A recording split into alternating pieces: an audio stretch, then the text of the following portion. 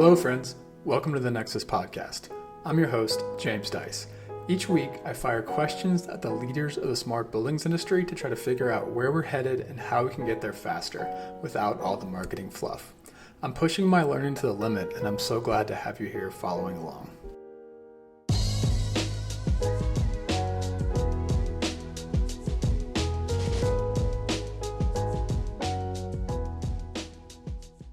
This episode is a conversation with Trevor Pering, IoT expert at Google. This is a great third addition to our ongoing Google series of podcasts. We talked about 3 types of IoT and talked about how Enterprise IoT is different and the challenges related to Enterprise IoT that Trevor focuses on, such as managing devices, automating tasks, cybersecurity, and scalability. Then we dove deep into 3 of Trevor's main open source initiatives, what they're designed to do, and how they can help transform the buildings industry. Without further ado, please enjoy the Nexus podcast with Trevor Pering. Hello, Trevor. Welcome to the Nexus podcast. Can you introduce yourself, please? Yeah, my name is Trevor Pering, and I'm a software engineer that works on Google, looking at a number of related technologies for building IoT systems. Great. And can you tell me a little bit more about your background before Google? Yeah, I'm a career lifer, not a lifer, but long-term person, which is a bit rare in some industries nowadays. So I went to college at UC Berkeley, and I was there for 10 years, which is quite a long time. And that was, both my undergraduate and graduate work. So I wasn't stuck. I was just, I liked the place. And I had a lot of fun there, and I was there for 10 years. And after that, I worked at Intel for 10, 11 years as well. Okay. So I was quite a long time working at Intel in a research organization, looking at some interesting new, always pushing the edge of new technologies and stuff like that.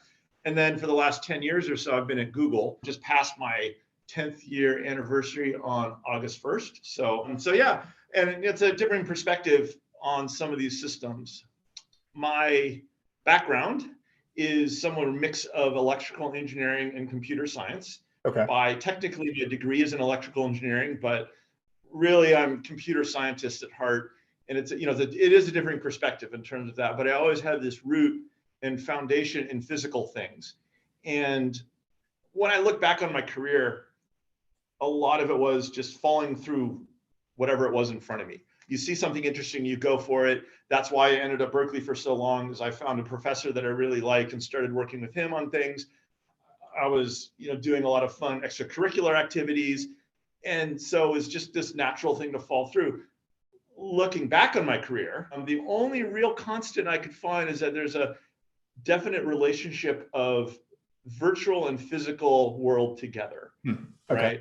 And one thing, for example, opposite of that, something I hate in terms of technology, but it's great for other people, and it's nothing against it itself, but things like VR, they really don't resonate with me because it's the wrong direction. You're trying to create this virtual world and block out everything physical and all of that. Totally. I go the other way. And this is why, for all those wanderings and stuff like that, I ended up on this project working with building systems. It's almost in some ways the ultimate merging of these things. You have some of the biggest physical things you could possibly think of and trying to make them digital and virtual in some ways. Brilliant. I love that. We'll get into all that in just a minute. But speaking of extracurriculars, I read on your LinkedIn profile, band, and more band. Can you talk about the instruments you play? Well, instrument, yeah. So I play trombone, but It's been a while, but I played it and it was a great experience. So this was primarily the University of California Marching Band, Go Bears. Okay. And it was an absolutely great experience. Some things in there that I don't know how they'd ever be reproduced in life. And, this is along the lines of, maybe give you a little hint about my personality sometimes. The trombone can be very loud. It is, I think, physically one of the loudest instruments, just given the resonance that it can produce. And there's a moment one time when I was on the field of the marching band at halftime of some show and just playing crazy loud. And I know, and I've heard recordings and stuff that you can, and this isn't always a good thing, you can hear me. And this is out of a field of 140, 150 people.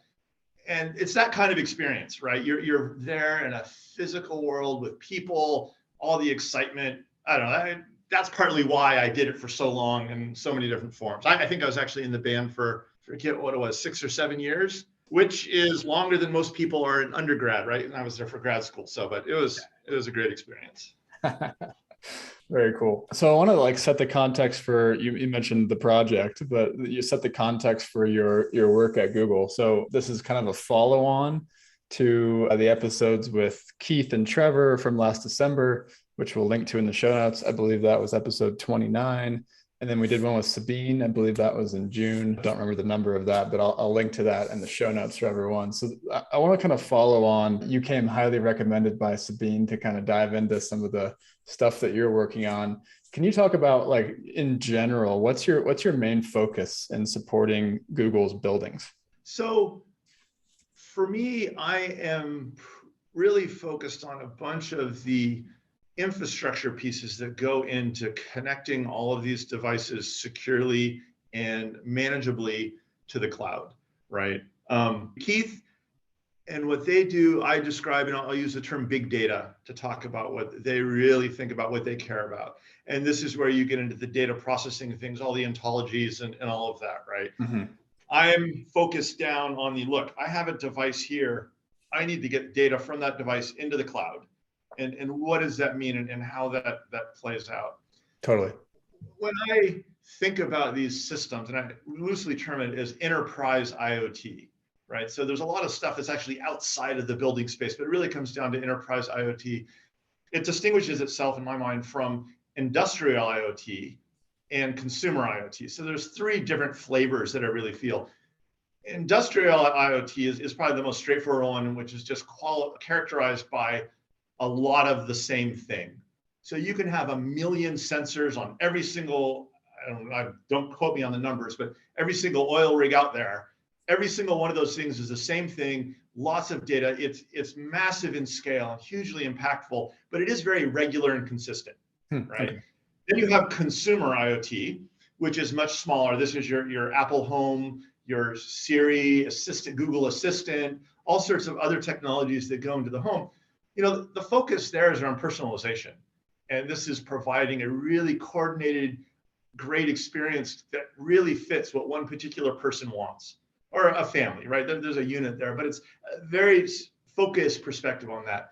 Okay. The space that we work in is enterprise IoT, where it's just like, okay, I have a whole bunch of stuff from, easily 10 manufacturers building devices in one building. Yep. And you have a whole bunch of employees, you have crazy things going on all the time, constant churn, vendors coming in, changing things, fixing things, all of this stuff. And it becomes this massive, ball of chaos that you have to work through and reason about.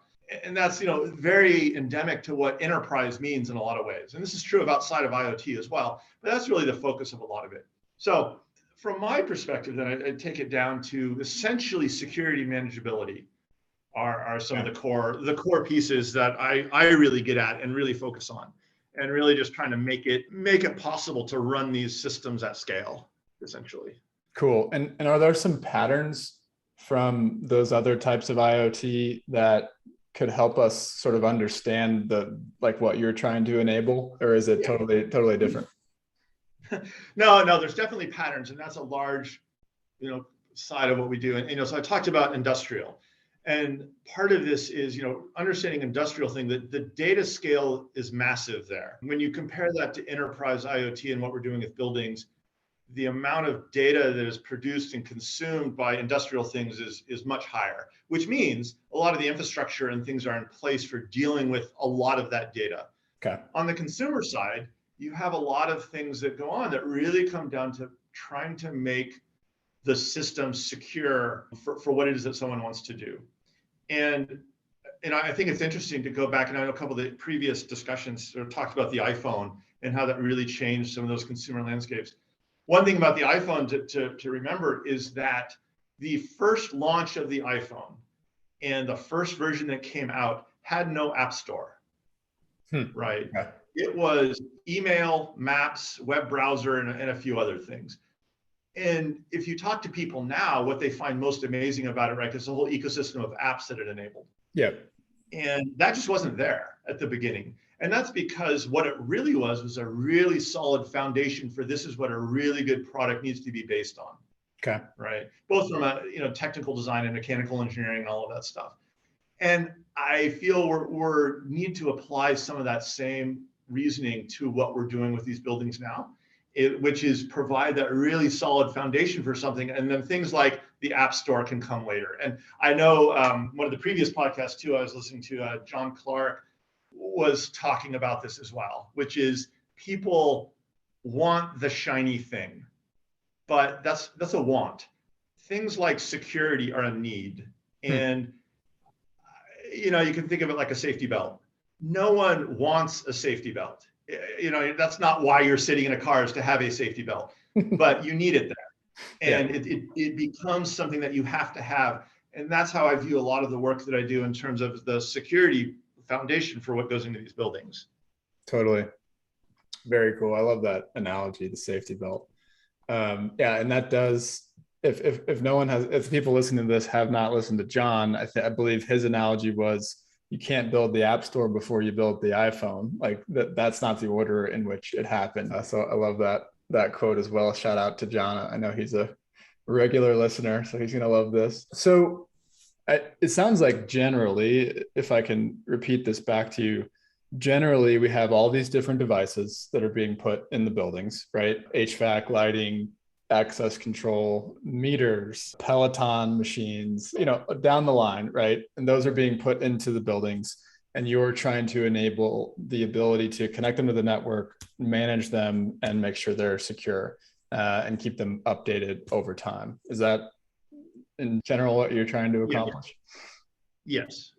Yeah. So let's dive into the weeds if you want to. Yeah. And one way I think about this some is to, again, so Google, of course, right, is a massive web company, and our roots come from the web and what that means. And so there's a lot of analogies that I like to pull forward from web systems, and you can go and look at what the web does around X and what the web does around Y, and bring that forward to what we need to do with IoT systems to get us to the same place. And I know some other people in previous podcasts has mentioned this too, that the technology that we think of as IoT and digital buildings is decades behind where we are with consumer systems, right? There's a huge gap. And I like to explain that with the concept that, really, when you look at the consumer world, we started with the web and, some really amazing back-end things, and kind of brought it to the physical world. And when the iPhone came in, it's like, look, the web was there. Now we're adding in this phone. With the building systems, it's the other way around. Right. Buildings were there first, right? Right. You had buildings, you had technology in buildings, you had a lot of technology in buildings. Then we're bolting on the web afterwards. Totally. Right. Yep. That's a different direction. And so some of it's trying to correct that a little bit, and like, okay, now we need to bring some more of that web stuff down into the building and make it solid, right?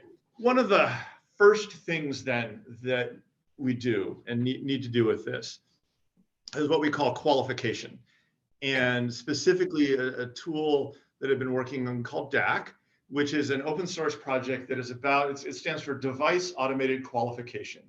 Okay. And the idea here is, this is a thing, and I know Sabine mentioned this previously, this is a thing you can plug anything into, and it tests that device against a set of criteria that we have, and evaluates how good it is, right? And that's all it does. It is just testing the device.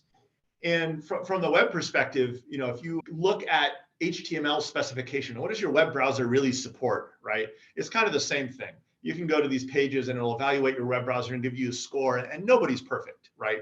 Everyone is doing little bits and pieces of the entire thing. It's a massive spec, right? And we're kind of in the same space here, which is, look, you have this device and you want to bring this device into a building. You need to do X, Y, and Z at a bare minimum. Mm-hmm. Then you need to, we want you to do these other things to make it more functional. And then eventually you want to get to these advanced features, such as, the firmware updates or whatever going on. And we need a mechanism to test that, to get that out there into the world, to clearly specify to everybody what it is that we want them to do, right? And that's where we get to this qualification tool for that. Okay. And how many of these checks are there, just to give people context?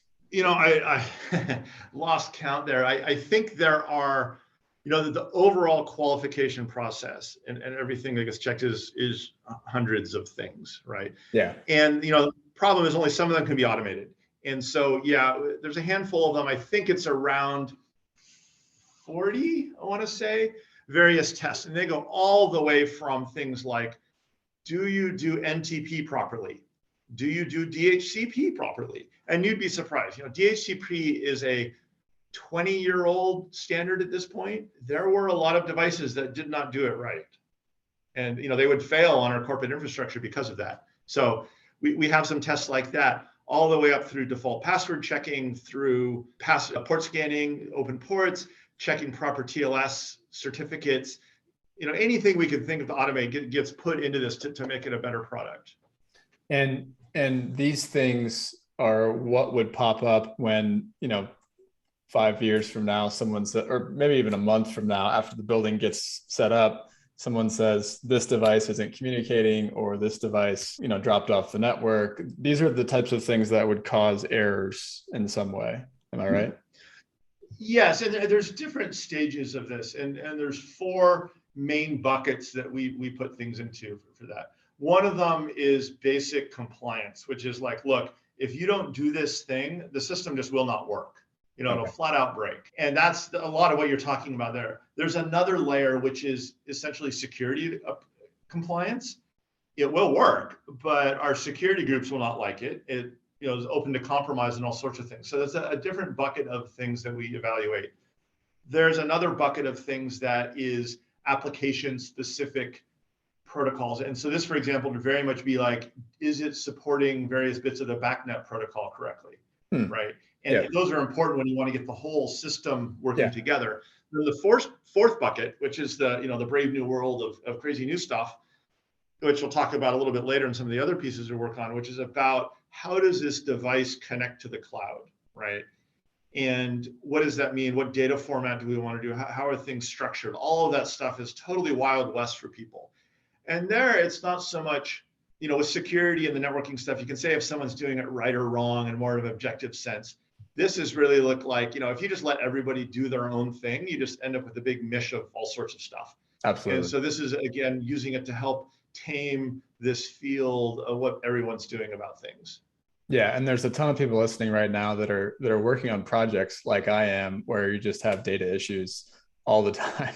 And they're going, man, if I would have had this before this project started, that would have been a great thing. So how does this get set up? So Sabine mentioned you guys have something like 700 buildings. Some of them are existing, some of them are new, some of them you're tenants in. How does this get set up and used on these different categories of Google buildings? Yeah, so there's a whole pipeline of how this tool is intended to be used. And very specifically, and this is why it is an open source tool and it's completely free for people to use, anybody can use it, right? So the whole pipeline actually starts with manufacturers using the device or using the system to test their own device. Okay. And that just gives them a better sense of where they're at. Then we have a stage, which is the qualification stage, right? Which is a centralized lab of some sort where people send devices and we test them against these standards to make sure that, we think the manufacturers did the right thing. Right. That's all pre-building and pre-project, right? What that means though now is we have a pool of devices that are known to work, right?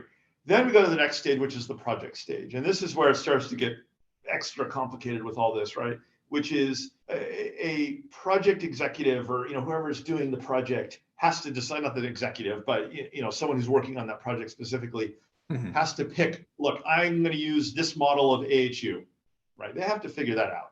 And then they have to go off and get 1,000 of these things and somehow assemble them all into one cohesive system, right? Which is the building.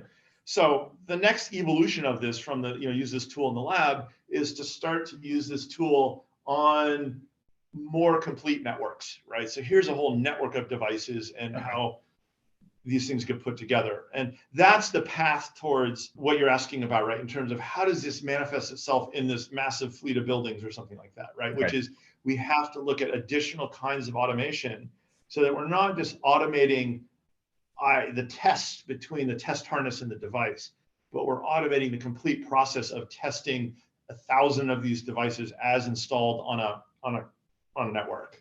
right? Totally. Got it. And I can imagine when you're kind of pushing these requirements out to the construction and operating supply chain, do you have any pushback? Do you have any like real stories from implementing this and forcing this on people? Well, yeah, and it's a really interesting dynamic with that. And it comes down to, and there's three buckets of responses that we get, right? One of the buckets is basically, nah, this is not for us. We're just not going to play along for whatever reason. And this tends to be some of the smaller companies and manufacturers that just simply don't have the resources to push on things in a speculative way, which is some of what we're doing with some of this, right? Yep. Then you get a tier of manufacturers that are essentially about innovation. And these are the ones that recognize that the current status quo is not long-term viable.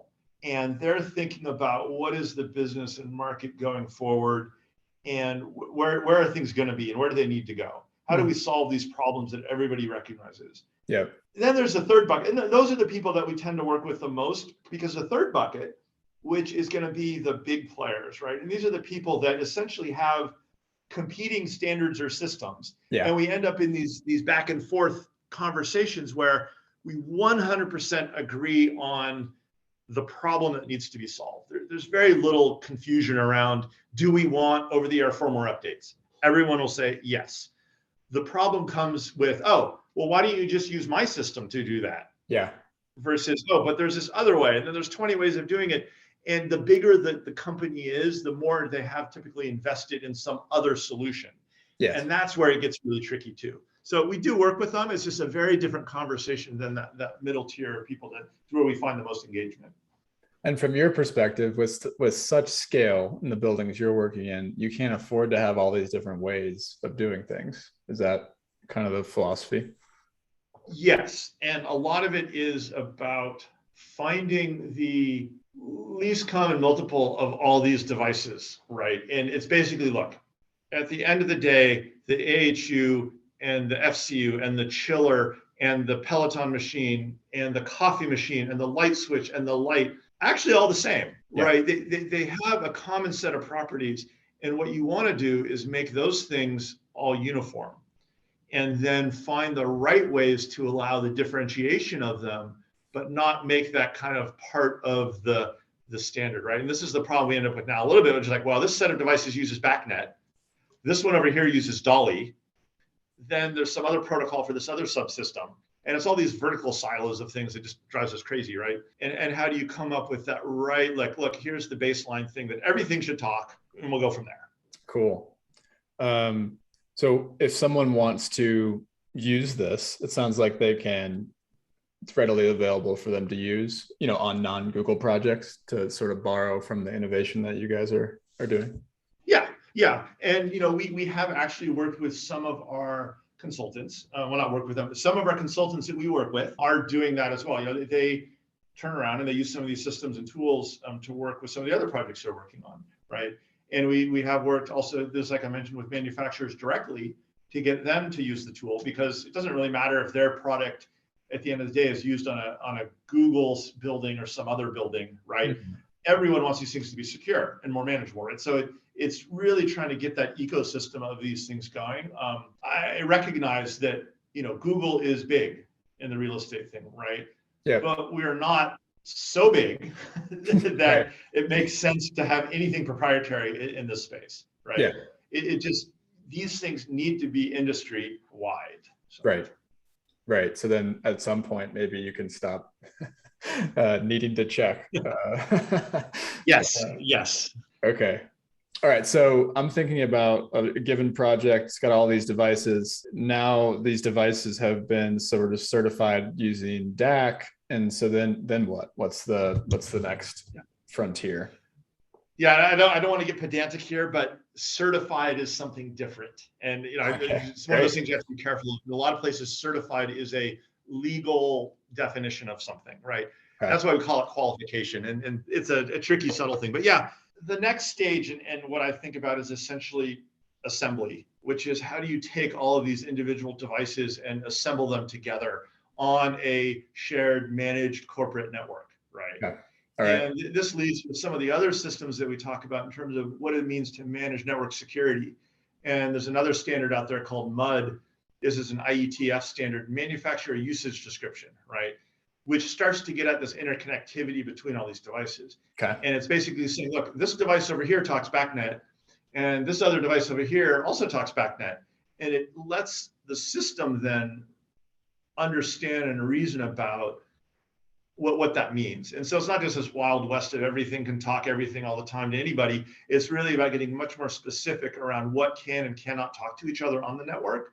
Okay. And that's really important when you start bringing all the stuff together. Interesting. Okay. And just because I'm not from this world, I think I'm a little confused around the difference between this and sort of the interoperability or ontology efforts, right? Where I'm saying, I am a air handling unit and these are my points. Where's the overlap with that effort? So it really comes down to what layer of the stack that you're thinking about. Right? Okay. And this is, so for example, I'm talking about, can this BACnet device talk to this other BACnet device? Okay. Right. And that's done at a fairly low layer in the stack. Right. What you're talking about with ontology, right, is like, well, the data point that this device, reports, how does it relate to this data point that this other device reports? That's a semantic layer. One is transport layer mechanics. The other one is semantics. And the analogy that I use with this is like, if you look at web technologies, right? So you have HTML or HTTP, some of those pretty low level things that are pervasive everywhere, right? That's great, but it says nothing about the content of what you're sending around. Mm-hmm. And the ontology and all those pieces are really the semantic content, not the transport layer pieces that are lower in the system. Got it. Okay. So what are some of the ways that as you call it, MUD? What are some of the ways that MUD sort of changes the status quo with how a building would be built if it weren't for it? So it's interesting because what it basically means is that every single point-to-point communication in a building needs to be specified, right? So if I have 100 devices that are all talking BACnet, right? It is rarely the case that all 100 devices need to be able to talk to every one of the other 100 devices. Right. That's not how it works. You have devices that talk to the head end. Yeah. That's a different pattern. And what typically happens in building deployments, you get an open network, everything goes on that network. BACnet has protocols done for discovery and broadcast and all this stuff. It ends up being a big mess. It works, but it's a big mess of things, which is bad for security, right? So what has to happen then is to say, look, this device has to talk directly to this device. And it's, basically a line between them instead of this open network concept. And that's something that when you talk about the networking side of things is quite a struggle for a lot of the installers out there because it's just so different than what is done today. Totally. The funny thing is, though, when you actually get down to it and you sit down with them and you show them, oh, this is what I want, they're like, oh, I get it. It's a wiring diagram. And if you go back to the days when things were wired with, RS-485 for BACnet, so not IP, but it was the exact same thing. You had boxes that literally had wires between them, right? And so conceptually, they get it. And it's really not a hard sell conceptually. It's just that they got used to this kind of fluffy network layer in between. And that's essentially the hole we're trying to plug with this. Got it. Okay. And that is, and again, not from this area of the industry. So I'm always asking sort of beginner level questions here. This is regardless of the physical network that's installed in the building. You're talking across different sub networks within the building. Is that right? Well, no, that's right. It does get tricky in a lot of the details. It's basically, it is the same physical network, right? And this is where we run the Ethernet cables to everything and do everything over IP. So it is a uniform layer at that level, right? Okay. And that's done because it makes the construction side of things so much more regular and predictable, right? You're doing the same thing with all cables. It's all Ethernet cables, right? All this differentiation then comes at a layer a little bit above that, right? Which is like, well, this is BACnet over IP talking. This one is some other protocol over here talking. And, that's where it gets down to these differentiations of things that like, okay, fine. You have everything in this one big room that can talk to each other, virtual room. What actually needs to happen with that? Got it. Okay. And this is all, again, local in the building, right? So we haven't even got to the cloud smart part of anything at this point. Yeah. And I can imagine, some of the members of the supply chain are used to having their own network that they set up that's sort of separate from, the IT network, right? And so you guys have basically said there's only one network as well. Yeah, that is a whole headache that I just personally avoid. I'm a technologist and I develop tools and systems and stuff like that. I hear the stories from the trenches of what that means and how hard that is. And I was like, oh boy, that fortunately that is not my job, but I feel for that thing. It is a change in some of these processes that are very well understood, but just baked in and hard shift. Absolutely. And so is MUD the same as DAC, where someone can implement this style, this standard on their project outside of Google, or what's sort of the state of deploying it and sharing it? Yeah, so MUD is a open standard, and that's an IETF standard, right? So very, very well regulated one.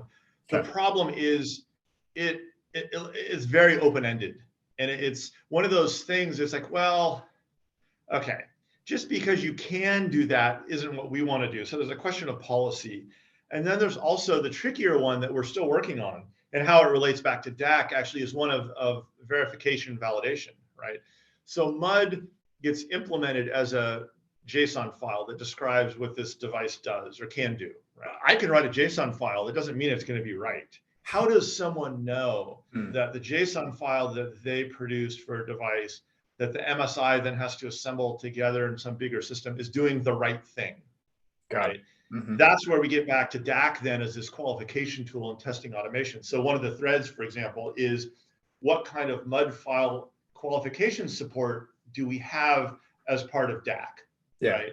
And it's not there yet, but that's one of the pieces we're working on for very specifically that reason, right? How do we enable everyone to go take this open standard, lots of examples on what files could look like, but actually get it to the form that it needs to be successful on one of these construction projects. Got it. And how do you, and my mind's going straight to commissioning here, right? Someone checking, I don't know how familiar you are with the mechanical commissioning process, but my mind's going towards like, you guys have internal people that are focused on doing this qualification on each of your projects. How does the industry, and this, you don't have to have the answer to this, maybe we could pontificate, but how does the industry sort of play that commissioning role using these tools to basically make, leverage these tools that you guys are creating? Yeah, and that's a really great question. I'm very familiar with that. That is one of the areas that I am actively thinking about. I'll pontificate all day long about it if you want. Okay. Basically, what I see, right, is what happens is you get into this environment where you have 3 or 4 different layers of the system. And each one of those layers has someone who's kind of responsible for that system or that layer. And the issue is that when something goes wrong, it's like, well, it doesn't work. Why? I don't know. Point fingers at somebody else because no one really knows what's going on. So a lot of what I've been thinking about is how do you develop tools and systems that essentially can up-level all of this stuff into one place where you get more of a centralized view of what's going on, right? So, for example, I think the ideal use case or end use of this stuff would be essentially that like someone who is installing a device or trying to diagnose a device can go up there with their phone, scan that device, a QR code on there or something. This links into the cloud somewhere, and then it just shows them, here's the diagnostic output for that device, right? It's on the network, but it's still not functioning correctly, right? And so it helps partition the problem to know who do you go talk to fix it, right? Because if it's a network problem, then you have to go talk to the network person. Yeah. If it's a backnet configuration problem, that's somebody else you have to talk to. And it's really about how do you triage these problems into the right bucket to figure out who to go talk to. Absolutely. Again, I think a lot of people are probably hearing you talk right now and going, yes, I know exactly that. That's a very common response I get. But the tricky part is actually doing something about that. It's a lot of moving parts and a lot of pieces that have to get put together. Totally. Hey guys, just another quick note from our sponsor, Nexus Labs, and then we'll get back to the show. This episode is brought to you by Nexus Foundations, our introductory course on the smart buildings industry. If you're new to the industry, this course is for you. If you're an industry vet but want to understand how technology is changing things, this course is also for you. The alumni are raving about the content, which they say pulls it all together, and they also loved getting to meet the other students on the weekly Zoom calls and in the private chat room. You can find out more about the course at courses.nexuslabs.online. All right, back to the interview. The next logical thing was talking about is, in order to do this in this application I just described, right, you have to get data up into the cloud in some way. Yeah. Right. Because that's where you can centralize it. And that's where it all comes together to form this more holistic view of what's going on with all of this stuff in the building. Yeah. Right. It doesn't work to have it isolated anymore. And it doesn't work to have people always poking with things in the building. Right. So there's another layer then, which you get at, which is, well, fine, how do all these devices and all these systems communicate to the cloud? Yeah. Right. How do we get to that level of things? And this is the foundation of what we talk about, a smart ready building, right? Yeah. I'm not saying it's smart, because this is not about machine learning or about FDD and a lot of those applications that people have talked about previously, right? This is about, look, these devices can get data into the cloud, and we can tell that it's getting the right data into the cloud and they're configured correctly, right? Yeah. So it's a foundational layer under this. And leading into this, then we have another open standard that we've been developing called UDMI, which is Universal Device Management Interface. Okay. And what this is, right, is just a set of conventions to say, hey, device, if you want to get your data from where you are up into the cloud, please do it this way, right? Here's a JSON format, some schema around it. This doesn't quite get to the ontology layer you were talking about of, what does your point actually mean? But it's a layer below that.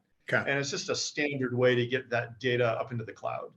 At what point do you think the device and I've been asking this on several different podcasts, when will device manufacturers have the ontology baked in so they can communicate it? Or do you always think that's going to have to be added in the cloud? Well, you are asking the wrong person. Okay. Yeah, that's a Keith, Sabine's, one of those previous other people question. Okay. So. Yeah, I keep searching for that. Maybe I just need to start lining up manufacturers and say, at what point will you start to describe what you're doing in an open way? All right. So what are the keys to sort of this piece that are, you guys are using this UDMI to sort of improve upon what you're seeing out of device manufacturers, right? Or what are the keys to this layer? Yeah. So the keys are, one is a very basic layer of requirements around just how to do things in a secure, direct way, right? And this is basically, look, you have to use this kind of encryption to this validated endpoint, and then use MQTT on top of that, and then encode it in JSON. There's a very low layer of this that is just like pure basics. And there's no rocket science here. You can all, anyone can go look on the web for all the completely open standards. It's just getting them actually figuring out exactly what needs to happen. Okay. But once you say, please do this, then that ball starts rolling and people can do it, right? We've had lots of manufacturers that once they decided, I'm going to do this, they're like, oh, yeah, we did it, and it was a lot easier than we thought. Right. So a lot of it's just getting over that FUD layer of doubt and who knows what's going on, right? Yeah. So that's one key piece. The other one is, and what starts to get a lot trickier, right, is coming up with just agreed upon standards for how to do something. And a great example of this is what we call write back, right? Which is, look, we have a thing in the cloud that wants to change the set point of that thing down in the building to 20 degrees Celsius or whatever, right? Okay, that's a pretty simple idea, but it turns out there's a bazillion little micro decisions that have to be made to get that done. Yeah. And part of it is you got these two worlds colliding, where there's hey, these people in the business and the IoT building business have tons of experience with this, and then there's me from the cloud going, hey, I think this would be easy, let's do this. And we come together and we have regular open kind of working group meetings where we talk about this stuff. And just this morning we were talking, it's hey, how are we gonna do this? How do we encode this? How do we test it? And just coming up with, here's the thing we kind of agree upon to do this very simple idea, right? Yeah. So that's another layer, key thing around what's necessary to make this work, right? Which is really simple, clear specifications. One problem we typically run into with this would be hey, we want to do this really simple thing. And someone says, oh, that's great. We have this massive library framework that does that. And you're bringing in this huge dependency on this big library and all this complexity just to do the one simple thing. Yeah. Right. And so we're doing a different dance with that. We're starting simple, and then maybe it'll take us longer to get to the big thing, but we're trying to get the basics right. Got it. And how does UDMI help with the write back, right? Because when I'm thinking of all the obstacles to writing back, I'm thinking of each layer having its own obstacle itself. And then when you get down to the system, all the different modes of control sequences and ways in which set points are stored and priority levels for set points and all that. So what does UDMI help with in that mess? Yeah, so there's two basic things that it really helps with, right? One is that it really tries to simplify what that exchange is, right? Okay. And says, look, I want to write this point. I want this point to be 20. Figure it out. You know, I don't care how you do it. I don't know what you need to do. This is, me pretending to be the cloud talking to the device on-prem, right? Which is, I don't care. Just make this point 20. And then it expects a very simple response back, right? On the order of, okay, that has been applied. Or, nope, that's an invalid request. Or, nope, there's an error in communication. Or, nope, that particular right is overwritten by someone else, right? I see. So a lot of it is simplification of, like you're saying, to actually do this work, there's a whole bunch of stuff that needs to go on. Yeah. But at this layer is an interface between two systems. We try to make it as simple and straightforward as possible. Yeah, and I can imagine what you get from manufacturers who aren't used to communicating that information, right, upwards in the architecture. And when I've done this, right, there are multiple places to connect for a given command, right? You might have a server level, like you said, head end that has that set point, and then you have the zone level, lower level controller that has that set point as well. So are you specifying? Whoever's listening to the audio on this right now, Trevor has his face in his hands and he's rubbing his eyes. Well, you said one of my trigger words in there, which is a command. And let me explain a little bit about why that's a problem, right? And this is the other thing that UDMI does, is it has a fairly strict, what I call model-based way of specifying things, right? Okay. A model-based way says, look, I want this point to be 20. So this point should be 20. It's a very simple declarative statement around what the system should be, right? A command is an exchange that can get really complicated, right? Which is like, hey, change to 20. I don't really want it. No, really change to 20, but I had this problem, get all this back and forth, right? And so what we do is we impose this model-based structure on things. And a lot of what it does is take that complexity that you just talked about, which is very real, right? And it has to be there at some layer, but make sure it's cleanly isolated and abstracted in one part of the system, right? So maybe that's something that has to go on between the gateway device and over BACnet IP to some other device in the system, right? But we very careful, don't expose that to the rest of the world, contain it, damage control.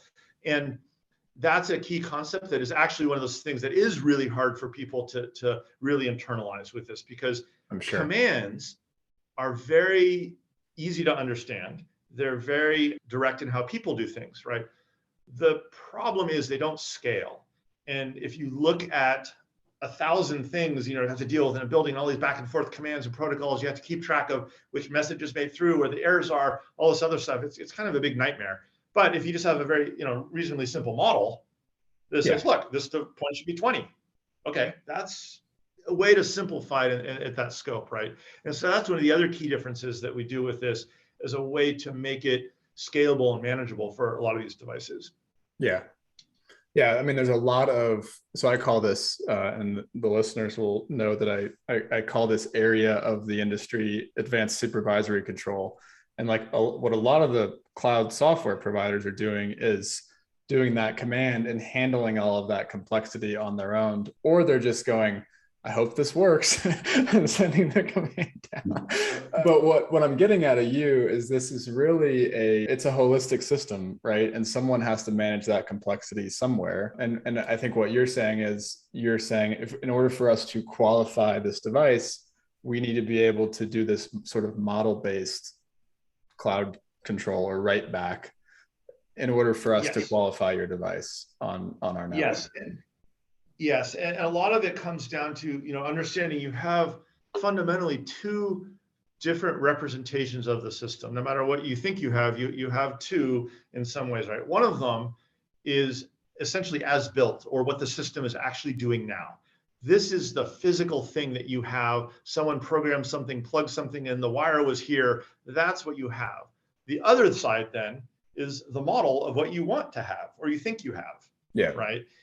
And what this does is change it into a problem, and making it very clear that the problem is, look, how are these two models representations of the system different? And when they're different, you have two solutions, right? One is an error or alert of some kind that says, hey, that device down there in the building is misbehaving. Somebody needs to go do something about it, right? Mm-hmm. Or it's the other way around. The device says, oh, I'm not complying to what the model says I should be. I'm going to change my behavior or settings so that I am doing what the model tells me I should do, right? And it turns all this complexity and stuff that you're talking about into a relatively simple differential comparison between these things and resolution of that.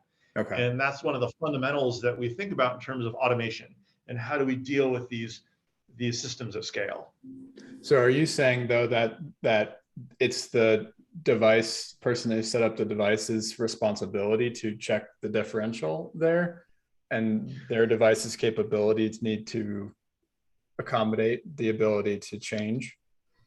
No, I mean, I'm saying that there is a difference, and it's something on that side of the fence, their responsibility to change, right? Mm-hmm. The difference is, right, it could be that the device itself is smart enough to know how to change and adjust what it's doing, right? Or it could be that a technician has to go in and do it, right? We don't specify how it's done. Okay. We just specify this is what we want. I see. And yeah, and so it's exactly that though. And that is a key difference though. In a lot of systems right now, right? Yeah, someone has to walk out there and poke at things until it turns green and does the right thing, right? Mm-hmm. That's the truck roll that we want to avoid with a lot of this. We're trying to get to a world where all that stuff happens, but maybe you have, in Jetson world, you have a robot going over there and doing it, or the device itself, if it's purely virtual changes, can do what it needs to do to conform to that model, right? And we're trying to get away from all these expectations around updating things or whatever it is, requiring a person to do it, because that simply doesn't scale. Right. I gotta go out to the building. I gotta plug my specific laptop with the right license into the controller with this specific, cord. Anyway, makes total sense to me. Where's this project at in the, deployment, scaling up? Where's it at today? Oh yeah, and we have a reasonably large number of manufacturers who have implemented this, and it's, a lot of it is, like I said, very open standards. MQTT is a very common one out there that was developed by IBM quite a while ago, and it's like, so a fair number of people have done that. Mm-hmm. Then getting into a certain JSON format is not hard either, and so we have a viable set of devices, viable meaning you can put a complete building together to do this, right? Unfortunately, I can't go into, the details of who those things are, right? But it's perfectly sufficient to get a building up and going. And we're getting new ones in all the time, right? Because what happens is some manufacturers like, oh, if I want to be on those projects, I better implement the standard. So they implement it and there they go, right? Yeah. So yeah, that's been successful at that. Where it's getting tricky, right, is when we start to get, so that's for basic operations, connecting telemetry ingestions and the write back stuff. That's all reasonably straightforward. Where we're still growing, let's say, or working on things, are some of the more complex features like firmware updates or just model updates and things like that, because those are super important, but they actually aren't as straightforward as you'd like them to be in some cases. So we're still, still those are not really there yet. And that's a place where we're doing active planning and things to get to, but that's the state, right? So when you talk about this overall concept, the really basic stuff, telemetry ingestion and security and all those things, that's really solid. And it's just a question of like, well, how much can you get out of the ecosystem in terms of these techniques? So. Got it. And with the firmware updates, that's an area where you got to go roll a truck to do it today, right? And what pushback are you doing there? Yeah, and it's a lot of, there's a couple of things that come into play. And it gets out to something else that you alluded to when you talked about, getting having a technician go out, is from a security perspective, there's a lot of mistakes that are made essentially that are totally unintentional. People have good intentions, but you make mistakes, and that's where often security holes come in and compromises come in, is because somebody left the door open or unlocked, right? Just by accident.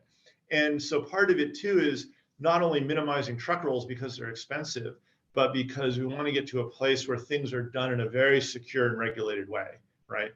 And the pushback really just is confidence in that devices can automatically update the firmware and everything will be okay, right?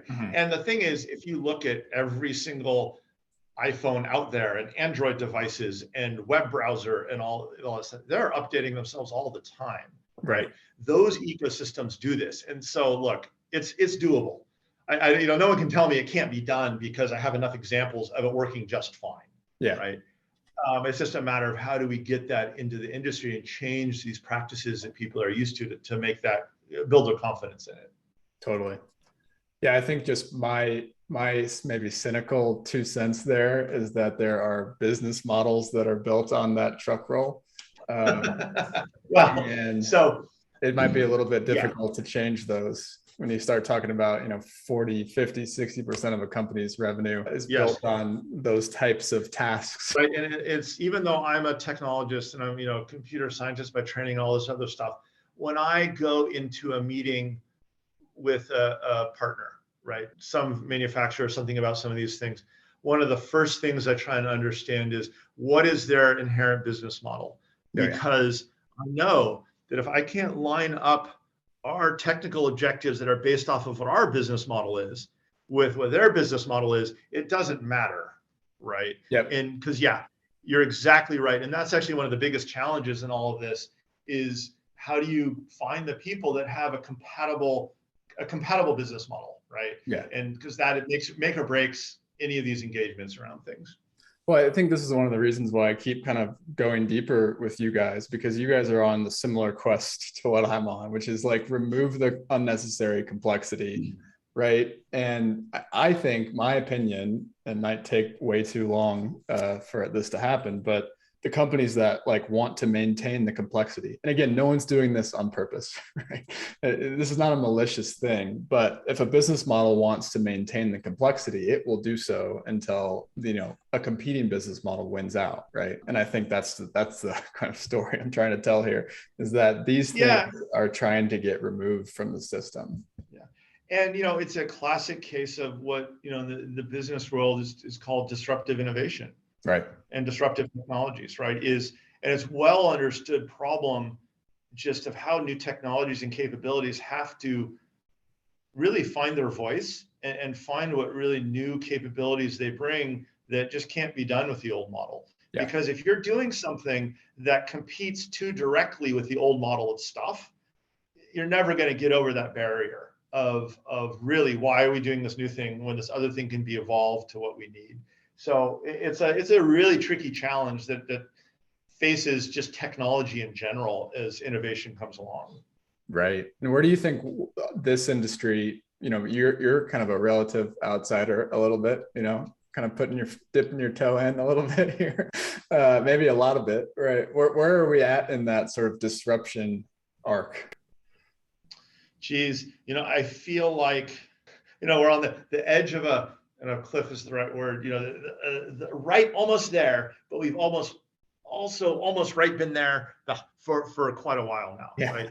And I feel like there's a whole bunch of different pieces that need to line up, that are starting to line up and are going to be there very soon, right? And you can look at many different indicators of this, and I've heard this in some of the other podcasts you have, right? It's like, look, we have successes out there. We're getting a deeper understanding of what's going on. We're figuring out some of the security challenges. We're making progress on this other front. And at some point, the architecture that we have when we think about these systems, I think I charted it out in my head, and Sabine talked about this a little bit in her podcast, which is there's like 10 different layers to this thing. All of those are like, we have clicking in different projects. And so over here we have this set, over here we have this set. And we're, because it's too hard to do them all at once, but soon we're going to have some places where they all come together, right? And that's when you get this, flip the switch and like, hey, we got this new stuff. And I'm pretty sure once you have that thing, that people can point to and say, there's the success that we're looking like. Then it catches, and that's how you established whatever that new thing is. So I love it. Well, cool. This has been fun. Any other, besides those 3 projects, any other talking points? When you look at how we approach this, right, there's 2 main overriding principles that do factor into all of this stuff. And I'm just hammering these home, right, because these are really at the core of everything we think about. And one of them is a security principle called defense in depth, right? If you look at what we're doing, we are essentially trying to fix the same security problem in 3 or 4 different ways, right?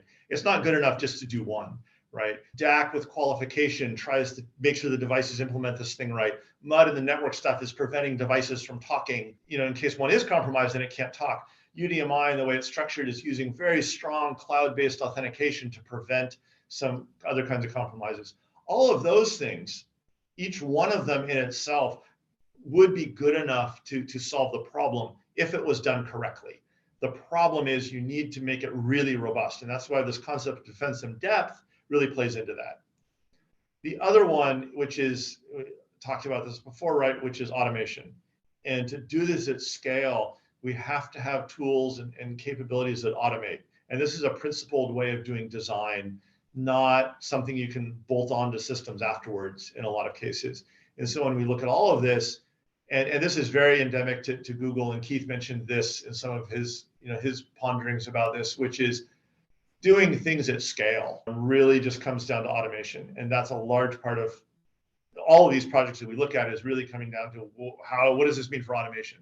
How does this automate things? How do we deal with this? So brilliant. What was the defense, the layers of defense? What would you say? What was that one? Oh, it was defense in depth. Defense in depth. Got it.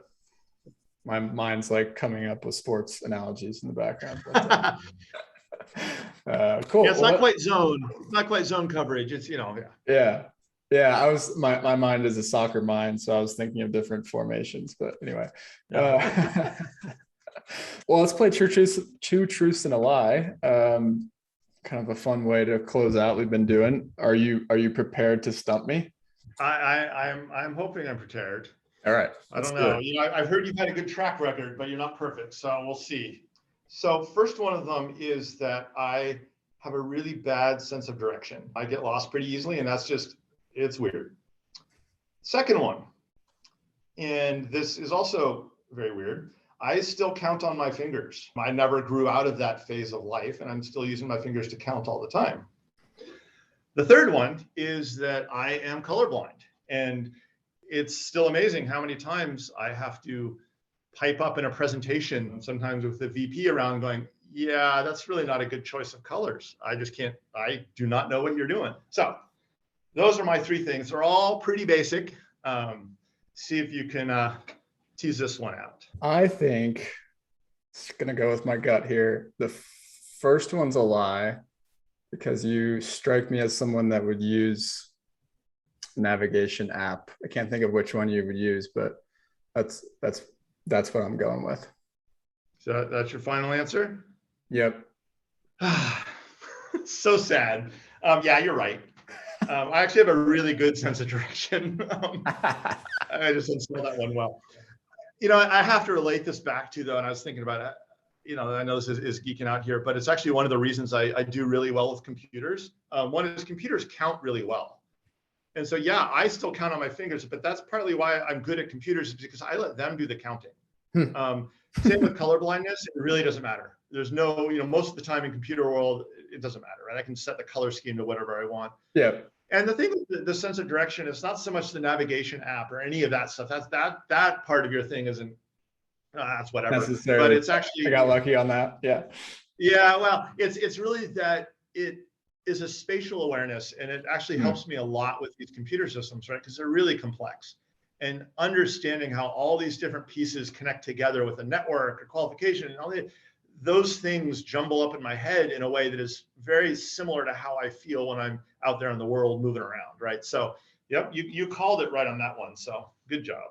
Totally. I think I have that as well. Like, I always know what direction I'm facing except for in one building in the world I don't know whenever I walk into it, and that is Denver International Airport. I have no idea and even there's like east and west terminals, so that helps, but like I still don't know where I'm at. So one building that stumps me because they turn you around so many times. Well, thanks, Trevor. This has been so much fun. I love the series 1, 2, 3 we have with Google going. I think I know who I want to have next from the team. I'll have to convince her to come on. So thanks so much, and yeah, talk to you soon.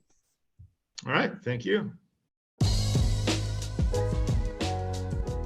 All right, friends, thanks for listening to this episode of the Nexus Podcast. For more episodes like this and to get the weekly Nexus newsletter, which, by the way, readers have said is the best way to stay up to date on the future of the smart buildings industry, please subscribe at nexuslabs.online. You can find the show notes for this conversation there as well. Have a great day.